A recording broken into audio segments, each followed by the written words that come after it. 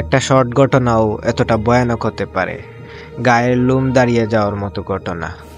ঘটনাটা ছিল চায়নার একটি পরিবারের। ছোট্ট একটি পরিবার ছিল, তারা স্বামী স্ত্রী এবং তাদের একটি ছেলে।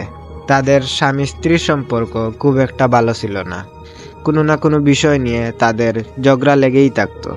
একদিন তাদের ঝগড়ার মাত্রা এতটাই চলে যায় যে ওই চাইনিজ লোকটি তার স্ত্রীকে এক পর্যায়ে খুন করে ফেলে।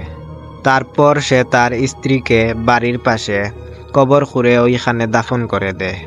ওই সময় তার ছেলে বাসায় ছিল না। এখন সে চিন্তায় পড়ে যায়, তার ছেলে বাসায় এসে মায়ের কথা যদি জিজ্ঞেস করে তখন সে কি বলবে। তারপর তার ছেলে বাসায় আসে, সে খাওয়া দাওয়া করে চুপচাপ তার রুমে চলে যায়।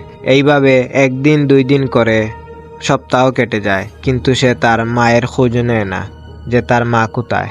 চাইনিজ লোকটি ভাবে ছেলে হয়তো বা ভয় পেয়েছে, তাই এতদিন ধরে কথা বলতেছে না। তারপর লোকটি তার ছেলের সাথে কথা বলতে ছেলের রুমে যায়। ছেলেটি তারপর যা বলে তার বাবা সেই কথা শোনার জন্য মোটেও প্রস্তুত ছিল না। ছেলেটি বলে, বাবা তুমি কি করতেছো? মাকে এতদিন ধরে তোমার কাঁধে নিয়ে ঘুরতেছো,